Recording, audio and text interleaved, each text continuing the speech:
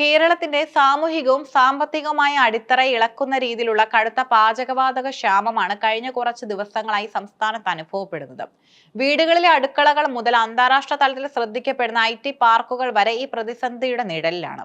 സാധാരണക്കാരന്റെ നിത്യജീവിതത്തെ ഇത്രമേൽ ബാധിച്ച മറ്റൊരു ഇന്ധന പ്രതിസന്ധി അടുത്ത കാലത്തൊന്നും കേരളം കണ്ടിട്ടില്ല.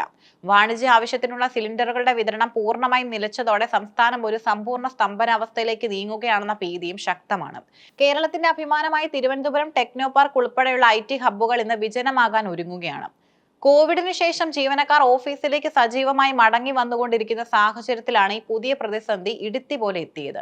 ടെക്നോ പാർക്കിലെ കഫറ്റീരിയകൾ പലതും പാചകവാതകമില്ലാത്തതിനാൽ പൂട്ടിക്കഴിഞ്ഞു. ഷിഫ്റ്റ് അടിസ്ഥാനത്തിൽ 24 മണിക്കൂറും പ്രവർത്തിക്കുന്ന IT ജീവനക്കാർക്ക് കൃത്യസമയത്ത് ഭക്ഷണം ലഭിക്കാത്തത് വലിയൊരു വെല്ലുവിളിയാണ്. ഹോസ്റ്റലുകളിലും പേയിങ് ഗസ്റ്റ് സൗകര്യങ്ങളിലും താമസിക്കുന്ന 1.5 ലക്ഷത്തോളം ജീവനക്കാർ ഭക്ഷണത്തിനായി പൂർണ്ണമായും പുറത്തെ ഹോട്ടലുകളെയും ക്യാന്റീനുകളെയുമാണ് ആശ്രയിക്കുന്നത്. ഈ സ്ഥാപനങ്ങൾ പൂട്ടുന്നത് ജീവനക്കാരുടെ ആരോഗ്യത്തെയും പ്രവർത്തനക്ഷമതയും ബാധിക്കും. ഈ സാഹചര്യത്തിൽ പ്രവർത്തനങ്ങൾ തടസ്സപ്പെടാതിരിക്കാൻ പല കമ്പനികളും തങ്ങളുടെ ജീവനക്കാരെ വീണ്ടും വർക്ക് ഫ്രം ഹോം രീതിയിലേക്ക് മാറ്റുന്നതിനെക്കുറിച്ച് ഗൗരവകരമായി ആലോചിക്കുകയാണ്. IT മേഖലയിലെ ഈ പിൻവാങ്ങൽ സംസ്ഥാനത്തിന്റെ സാമ്പത്തിക വ്യവസ്ഥയ്ക്കും തിരിച്ചടിയാകും. കേരളത്തിലെ ഹോട്ടൽ കാറ്ററിംഗ് മേഖല ഇന്ന് നിലനിൽപ്പിനായുള്ള പോരാട്ടത്തിലാണ്. ഗ്യാസ് ലഭ്യത കുറഞ്ഞതോടെ പല ഹോട്ടലുകളും വിഭവങ്ങളുടെ എണ്ണം വെട്ടിക്കുറച്ചു.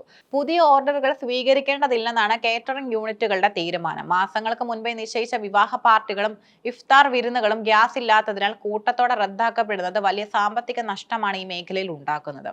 കേരളത്തിലെ സാധാരണക്കാരുടെ പ്രിയപ്പെട്ട ഭക്ഷണശാലയായ ഇന്ത്യൻ കോഫി ഹൗസ് നേരിടുന്നത് സമാനതകളില്ലാത്ത പ്രതിസന്ധിയാണ്.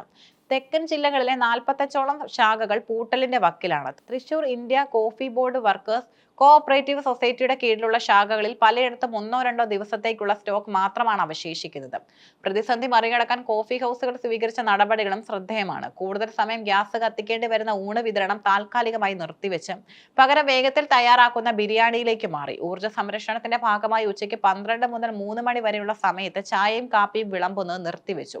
15 ശാഖകളിൽ വിറകടുപ്പിലേക്ക് മാറാൻ ശ്രമിച്ചെങ്കിലും നഗരപ്രദേശങ്ങളിലും ഹൈ സെക്യൂരിറ്റി കെട്ടിടങ്ങളിലും ഇത് പ്രായോഗികമല്ല. ഗ്യാസിന് പകരമായി ജനങ്ങളും ഹോട്ടൽ ഉടമകളും വിറകിനെ ആശ്രയിക്കാൻ തുടങ്ങിയതോടെ വിറക് വിപണിയിൽ വൻ വിലക്കയറ്റമാണ് ഉണ്ടായിരിക്കുന്നത്. ഒരാഴ്ചയ്ക്കുള്ളിൽ ടണ്ണിന് 1500 രൂപ വരെയാണ് വർദ്ധിച്ചത്. റബ്ബർ വിറകുകൾക്ക് വൻ ഡിമാൻഡാണിപ്പോൾ. എന്നാൽ നഗരങ്ങളിൽ വിറക് സംഭരിക്കാനുള്ള സ്ഥലപരിമിതിയും പുകയുയരുന്നതിലെ ബുദ്ധിമുട്ടുകളും ഹോട്ടൽ ഉടമകളെ വലയ്ക്കുന്നു. വിറക് സ്റ്റോക്കുകൾ തീരുന്നതും വരാനിരിക്കുന്ന ദിവസങ്ങളിൽ പ്രതിസന്ധി രൂക്ഷമാക്കും. സംസ്ഥാനത്ത് ഉടലെടുത്ത ഈ അടിയന്തര സാഹചര്യം നേരിടാൻ മുഖ്യമന്ത്രി പിണറായി വിജയന്റെ നേതൃത്വത്തിൽ ഉന്നതതല യോഗം ചേർന്ന് കർശന നടപടികൾ സ്വീകരിച്ചു. ജനജീവിതം സ്തംഭിപ്പിക്കാതിരിക്കാൻ സർക്കാർ ചില മുൻഗണനാ പട്ടികകൾ തയ്യാറാക്കിയിട്ടുണ്ട്. ആശുപത്രികൾ, വൃദ്ധസദനങ്ങൾ, അനാഥാലയങ്ങൾ, സ്കൂളുകൾ, ജനകീയ അടുക്കളകൾ, IT പാർക്കുകളിലെ ക്യാന്റീനുകൾ എന്നിവർക്ക് സിലിണ്ടർ വിതരണത്തിൽ മുൻഗണന നൽകാൻ തീരുമാനിച്ചു. സിലിണ്ടർ വിതരണത്തിലെ ക്രമക്കേടുകൾ ഒഴിവാക്കാൻ ജില്ലാ കളക്ടറുടെ നേതൃത്വത്തിൽ സമിതികൾ രൂപീകരിച്ചു കഴിഞ്ഞു. വിതരണത്തിന്റെ പുരോഗതി വിലയിരുത്താൻ പ്രത്യേക ഡാഷ്ബോർഡ് സംവിധാനവും ഏർപ്പെടുത്തും. ഗാർഹിക ആവശ്യത്തിനുള്ള സിലിണ്ടറുകൾ ഹോട്ടലുകളിലും മറ്റും വാണിജ്യ ആവശ്യത്തിനായി ഉപയോഗിക്കുന്നത് തടയാൻ പോലീസ്, റവന്യൂ, സിവിൽ സപ്ലൈസ് ഉദ്യോഗസ്ഥരുടെ പ്രത്യേക സ്ക്വാഡുകൾ പരിശോധന നടത്തും. കരിഞ്ചന്ത ഇല്ലാതാക്കുകയാണ് ലക്ഷ്യം. പാചകവാതകത്തിന് പകരമായി മണ്ണെണ്ണ വിതരണം വർദ്ധിപ്പിക്കാൻ സിവിൽ സപ്ലൈസ് വകുപ്പിന് നിർദ്ദേശം നൽകിയിട്ടുണ്ട്. കേരളം കടുത്ത പ്രതിസന്ധിയിലൂടെ കടന്നു പോകുമ്പോഴും രാജ്യത്ത് ഇന്ധനക്ഷാമം ഇല്ലെന്ന് കേന്ദ്ര പെട്രോളിയം മന്ത്രി ഹർദീപ് സിംഗ് പുരി പാർലമെന്റിൽ വ്യക്തമാക്കി. എന്നാൽ യാഥാർത്ഥ്യം മറിച്ചാണെന്നാണ് റിപ്പോർട്ടുകൾ സൂചിപ്പിക്കുന്നത്. ഉത്തരേന്ത്യൻ സംസ്ഥാനങ്ങളിൽ ഒരു ഗാർഹിക സിലിണ്ടറിന് കരിഞ്ചന്തയിൽ 4000 രൂപ വരെ ഈടാക്കുന്ന സാഹചര്യവും നിലവിലുണ്ട്. സാധാരണക്കാരെ ഏറ്റവും കൂടുതൽ ബാധിച്ചത് ഗാർഹിക സിലിണ്ടറുകളുടെ ബുക്കിംഗ് ഇടവേള ഉയർത്തിയതാണ്. നേരത്തെ 25 ദിവസമായിരുന്ന ഇടവേള ഇപ്പോൾ 45 ദിവസമായാണ് കേന്ദ്ര സർക്കാർ വർദ്ധിപ്പിച്ചത്. ഇതൊരു ശരാശരി കുടുംബത്തിന്റെ പാചക ബഡ്ജറ്റിനെയും ഭക്ഷണക്രമത്തെയും താളം തെറ്റിച്ചിരിക്കുകയാണ്. കേന്ദ്ര സർക്കാരിന്റെ പരാജയമാണ് ഇന്ധനക്ഷാമത്തിന് കാരണമെന്ന് സംസ്ഥാന സർക്കാരും വിവിധ സംഘടനകളും ആരോപിക്കുന്നു. കേരളം ഇന്ന് നേരിടുന്ന പാചകവാതക പ്രതിസന്ധി കേവലം ഒരു ഇന്ധനക്ഷാമമല്ല, മറിച്ച് ഒരു വലിയ സാമൂഹിക പ്രശ്നമായി മാറിയിരിക്കുകയാണ്. ഹോട്ടലുകൾ അടച്ചുപൂട്ടുന്നത് 10,000-കണക്കിന് തൊഴിലാളികളുടെ തൊഴിൽ നഷ്ടപ്പെടാനും കാരണമാകും.